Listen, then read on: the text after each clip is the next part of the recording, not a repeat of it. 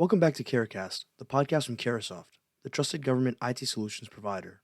Subscribe to get the latest technology updates in the public sector. I'm Anthony Jimenez, your host from the Caresoft production team. On behalf of Bastille Networks, we would like to welcome you to today's podcast. Adrian Sanabria and John Bundy kick off the Wireless Threat series by exploring smartwatch security risks. They discuss how features like Wi-Fi, Bluetooth, cellular, and sensors create new attack surfaces, highlighting real-world incidents involving data leaks and compromised devices. The episode covers both personal privacy risks and enterprise concerns, along with practical advice on vendor trust, risk tolerance, and updating security policies to account for smartwatch capabilities.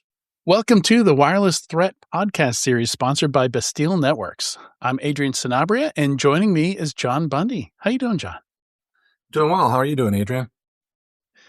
I'm doing great. I'm looking forward to this new series and all the nerdy stuff we're going to cover. I'm very much a gadgets person, so I love that this really kind of lands in my sweet spot. I probably see myself buying gadgets just as like visual demonstrations, or maybe we'll get to actually doing some live demos here. So I'm very excited for that. I need very little excuse to buy gadgets. I'm very excited. All right. In this podcast series, we explore a new class of device or threat in each episode. We help you understand the threat, walk through some real life scenarios, and as I mentioned, even do the occasional live demo. Ultimately, the goal is to answer your questions as to whether you should be worried about these things. If you have any devices, threats, or attacks you want us to dissect on this podcast, please let us know in the comments. We would love to get some audience submitted suggestions there. And this week, we're discussing smartwatches. So let's get started. All right, John. So I already held one up here. I am a huge fan of Pebbles. I love smartwatches. I have a very specific idea of what a smartwatch should be and what it should do for me. I tried using an Apple Watch for a year, and I mostly hated it. It wasn't just the battery life, but the interface, the trying to find things. It just seems like Apple is packed. Their idea of a smartwatch is almost the same as an iPhone, which is not the product I want at all. I want something simple that does 3 or 4 things really well. Tell me what the weather is. Tell me when my next meeting is, and maybe give me some timers. Not a whole lot more than that. But how do you've done some research? You've looked into smartwatches here. How do you view this device category? Well, first, I'm very similar to you in that I have a smartwatch too. I'm wearing one here. I have very few needs for it. I don't want a full-fledged phone. I use it, surprisingly, I think the most common thing I use it for is for countdowns when I'm cooking.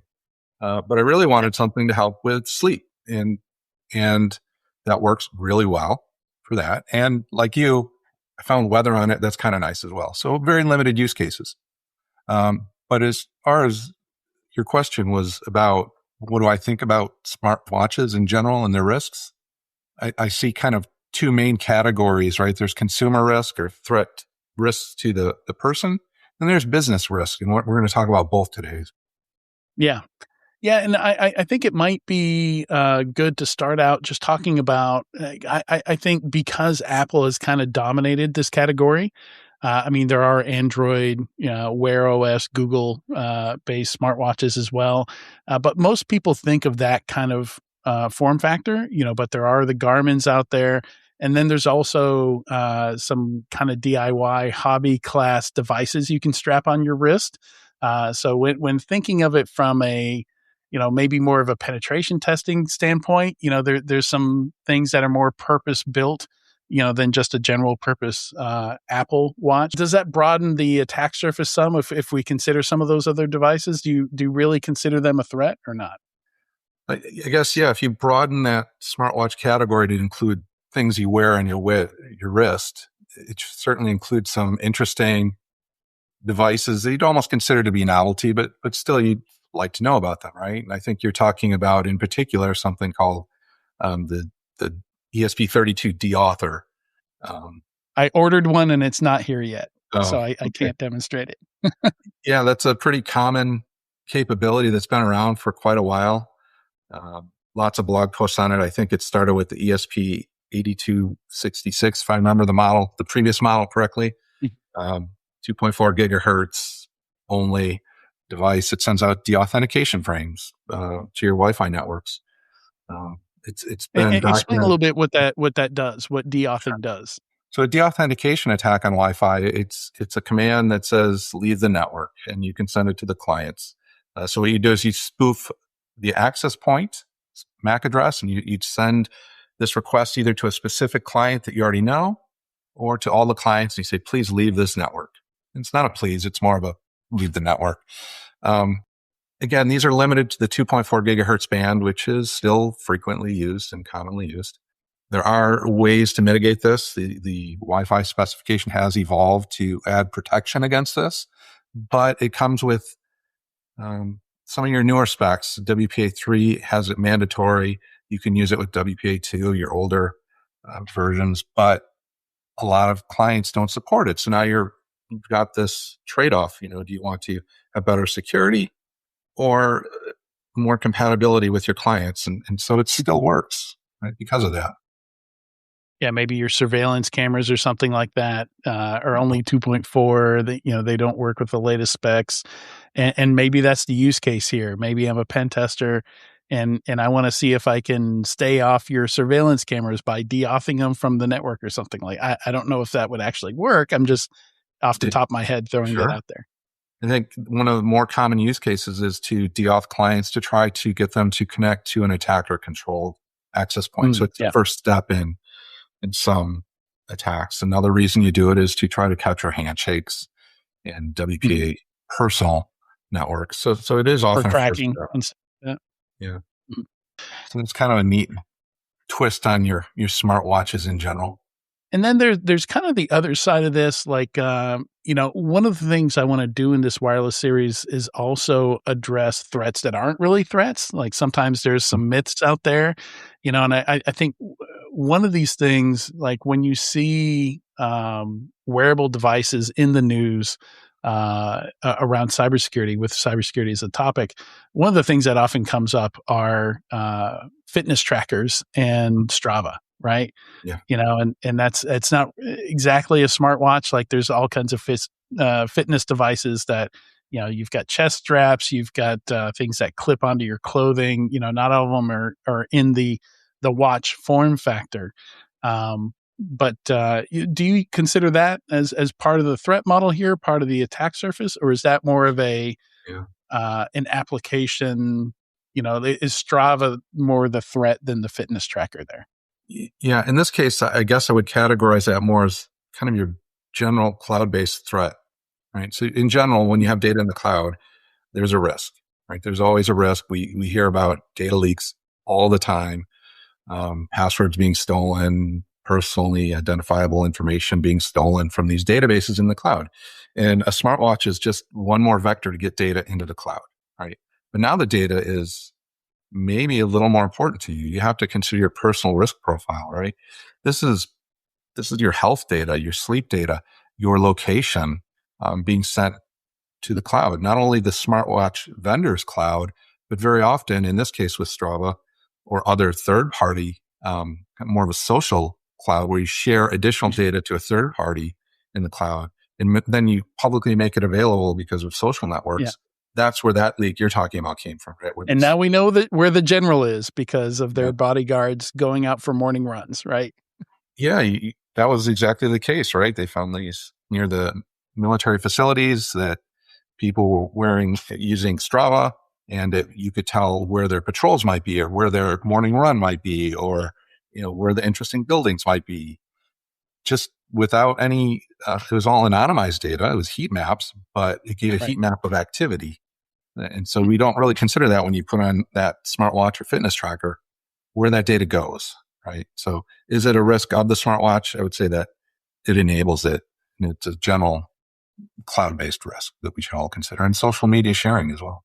I think it's also worth mentioning, since this is kind of a wireless focused series, what kind of hardware, what kind of capabilities from a wireless standpoint we tend to see inside the smartwatch form factor.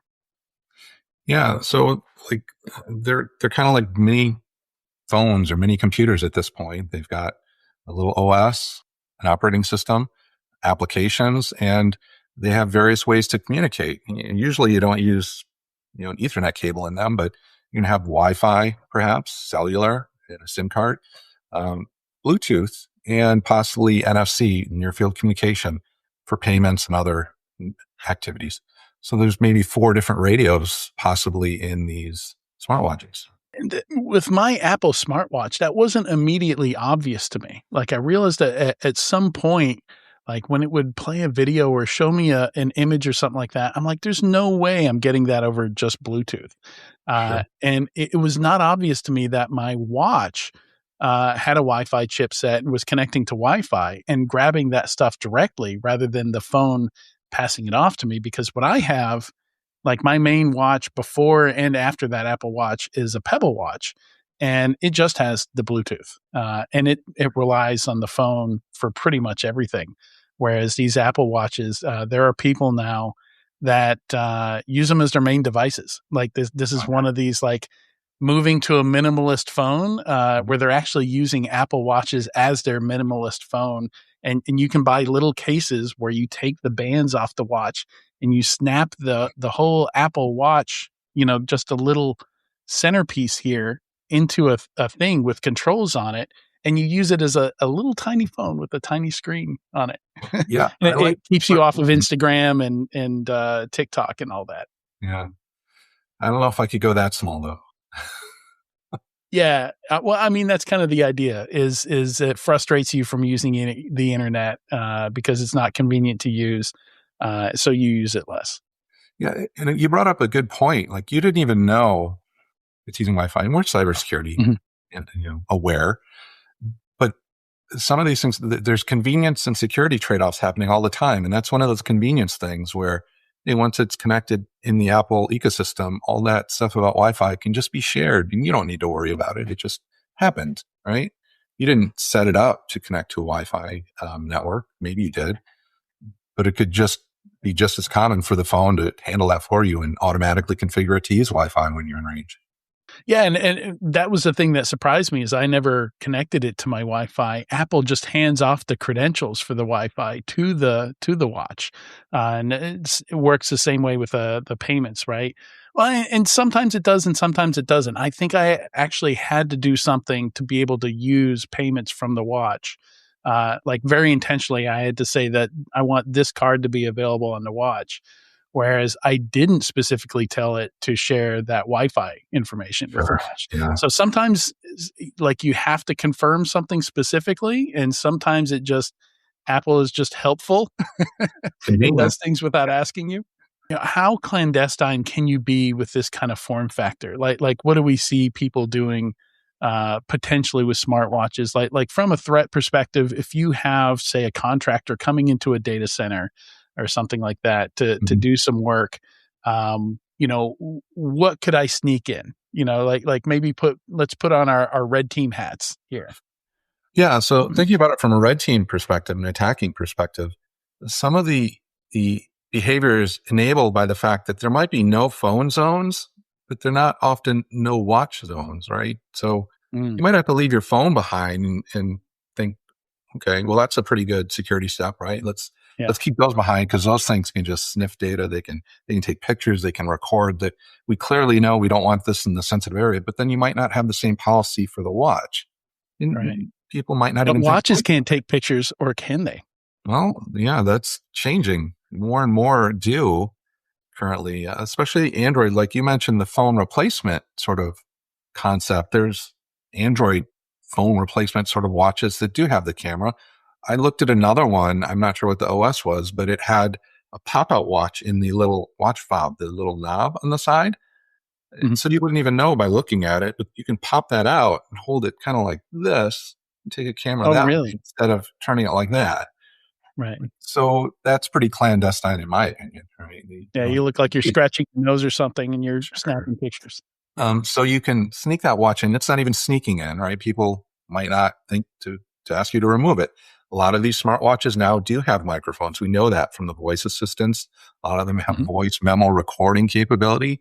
Well, that's, a way to record information from conversations in that data center as you go by that maybe shouldn't be recorded. We just talked about some of them have cameras. There's a way to just kind of, take a picture. So those are the sorts of things they could do from a malicious insider contractor side. Another one that's coming up that I see, and I've used this concept in the past, is Bluetooth file transfer. Once you have access to a phone, let's say as a malicious insider, you have access to your computer, maybe that computer's secured, right? It doesn't allow USB file transfers and all that. Well, they might not have secured Bluetooth on it. You can do a Bluetooth file transfer to your watch. You can do it just as easily to your phone. But again, if this is a no phone zone, but you have your watch in there, there's another potential vector for exfiltration. Some of these cheaper devices, or, sometimes there are knockoffs this was something I found when I traveled to the Middle East years ago, was that there is this kind of, in the US, they kind of crack down on this kind of stuff, but there are some markets where you can find something that's running iOS, but the hardware is clearly not Apple's hardware. And I was kind of shocked to find that. But what's some of the more nefarious stuff that you found that people should be, if not from an enterprise standpoint, certainly from a consumer standpoint, should be wary of? Yeah, from like a personal risk, just again with all this data it's collecting, it goes back, I think, to vendor reputation. So you brought up a good point, right? There's clones, counterfeits, whatever you want to call them, that are built to a different price point, we'll call it. They're available.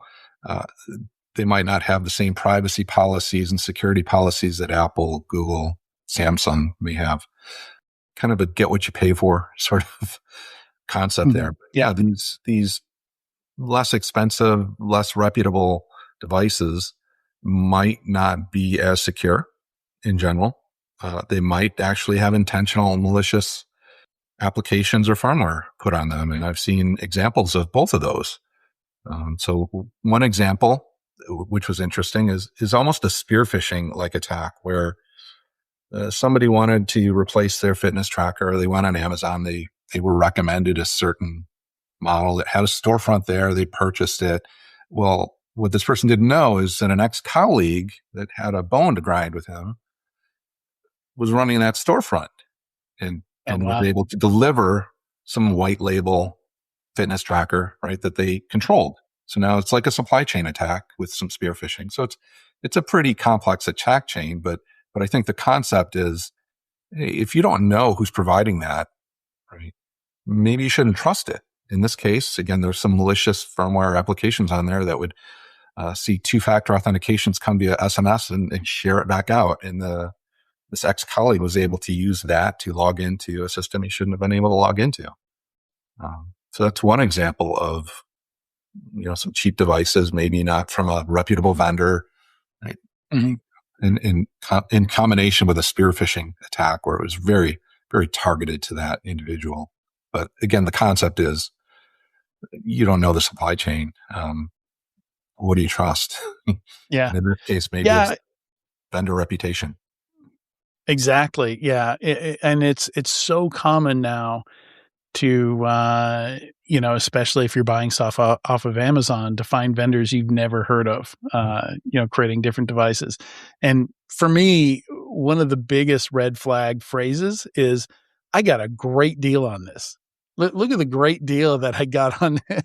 Like that always raises an eyebrow for me. So yeah, if you hear your spouse or your parents or kids saying something like that, maybe check into it a little bit. There's some really shady stuff out there. I will say that there are places that review those privacy agreements. It's probably worth looking into that. I think Mozilla's one, right? Yeah, they review those. That's a very nice thing to look at. Like if you're and I did this for Christmas. I was going to get a smartwatch for my wife, and I was concerned about data collection. And I looked through. Eventually, I settled on Garmin as the least bad, right, of all of them as far as what they collect and what their privacy policy was. And I explained to my wife what the pros and cons were of sharing that data, from a personal risk standpoint. I personally don't like putting anything in the cloud, so I have mine strictly as an offline watch. Right? It doesn't send anything anywhere but to my phone. With her, I explained the same things. I said, look, you can have the same sort of experience, but I'll tell you, it is a little more difficult. Right? It's harder to get the weather. It's harder to look at your statistics or whatever. Or you can use their app and realize that they are going to put stuff in the cloud and they say they're going to protect it. And here's what they say they're going to do, and to make your decision based on that. So it's really a personal choice on that. Yeah, it just occurred to me, it might be fun for some of these episodes to go back and watch some James Bond, some of these movies, and see, like, from 20 years ago, like, how much of this is actually possible in these form factors now. These things where Q is giving James Bond some kind of gadgets that can do crazy things. I think some of that it might be fun to do that. Fun to see how much technology is caught up with the imagination in spy movies. Absolutely. Anything else that you've researched here that we haven't touched on yet before we get to, I was going to try out giving each of these threats, each of these devices a score. Yeah, there's some other things. So again, as you mentioned, I was researching what watches are out there, what their capabilities are. That's how we discovered, they've got 4 radios, some have microphones, some have cameras. They almost always have Bluetooth. Some can do file exchanges, some can't. And here's how confusing it is. I was trying to figure out if my watch had a microphone. I didn't know. And I looked and it said, yeah. I'm like, what? and they checked. It's like, oh, there was a model update that enabled it. And I don't. So I'm like, okay, great. Oh, okay. So you physically don't have the hardware, or it's not enabled? Okay. Physically don't have it. There's no, you should look for a pinhole for the microphone. And, I did a double check. My watch doesn't have storage. These pebbles do. If you can see right there is a microphone. And I actually have a Claude app on my Pebble, my very, very basic Pebble, where I can speak a prompt and it'll send it off to Claude, and I'll get the result from Claude. So it makes it feel a lot more premium and modern than it actually is. But it does have that microphone on there. Yeah. So like I said, it's hard to tell sometimes the capabilities. So you really should do your research. But given those capabilities, we talked about some exfiltration.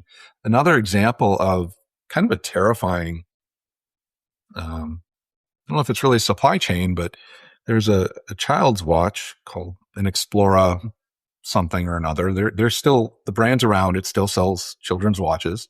And it has a camera, as a lot of these children's watches tend to do, so that parents can check in and they can do a video call. You've got a SIM, it's cellular connected.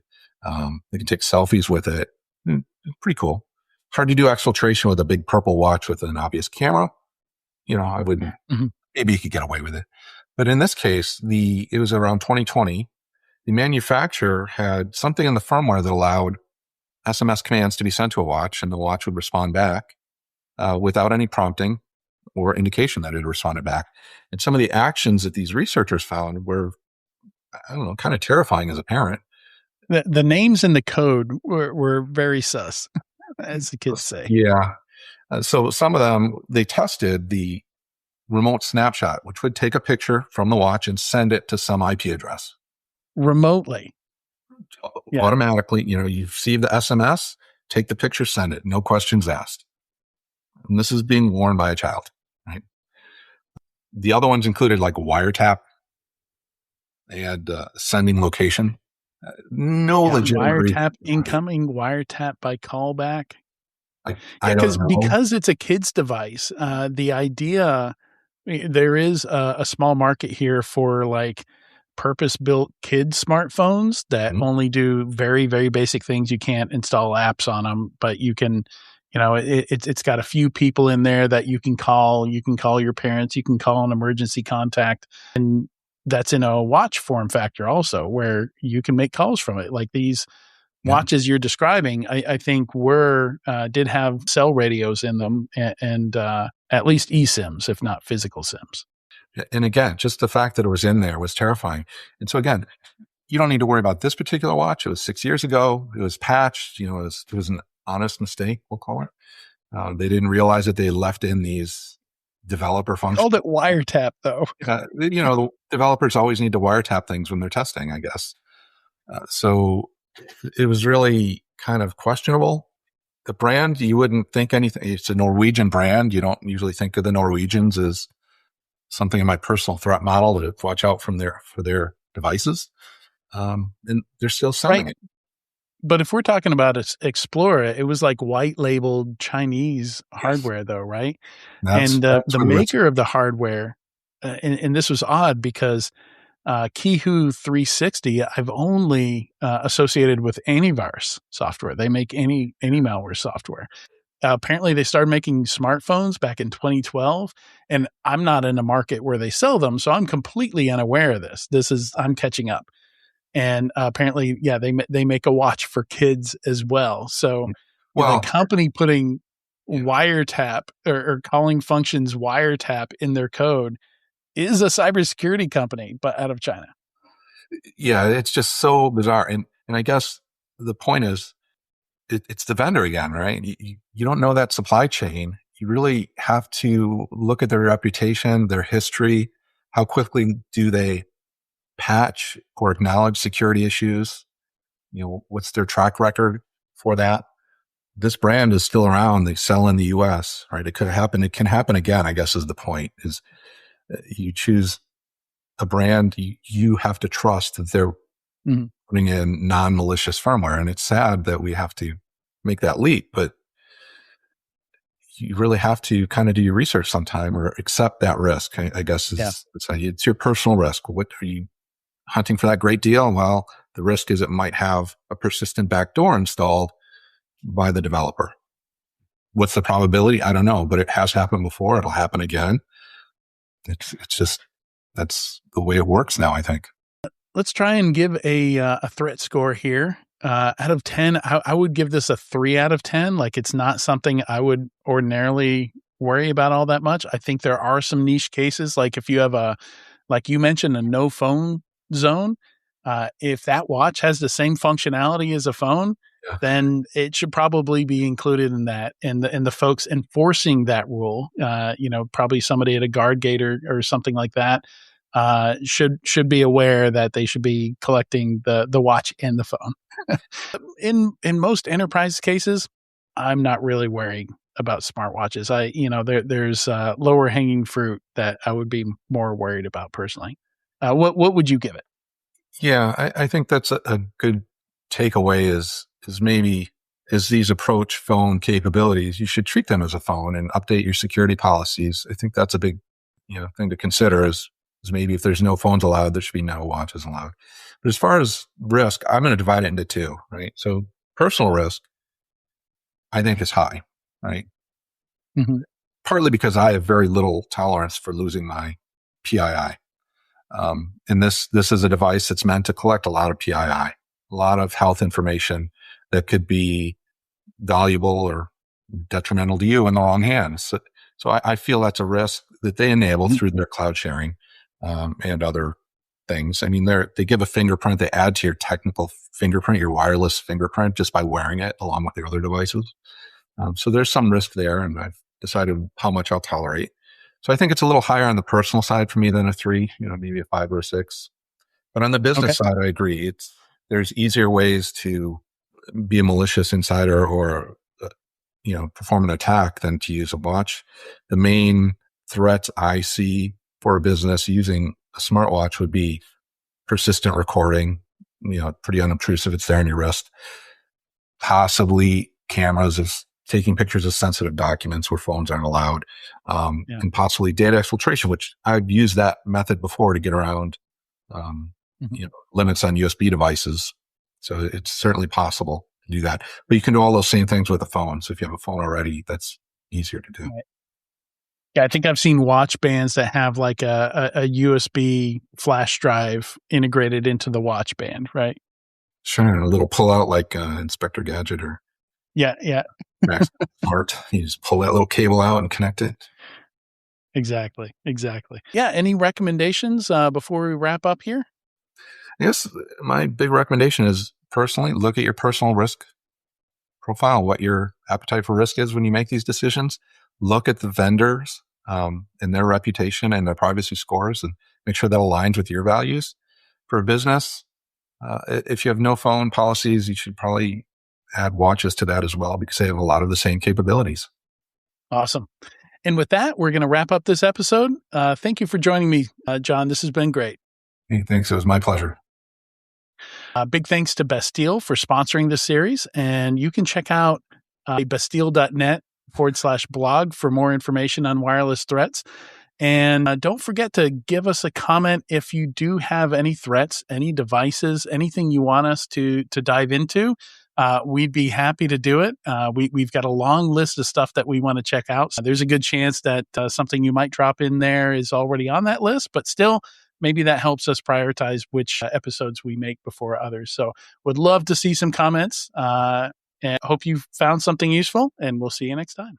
Thanks for listening, and thank you to our guests, Adrian Sanabria and John Bundy. Don't forget to like, comment, and subscribe to CareCast, and be sure to listen to our other discussions. If you'd like more information on how Bastille can assist your organization, please visit www.caresoft.com or email us at bastille@caresoft.com. Thanks again for listening, and have a great day.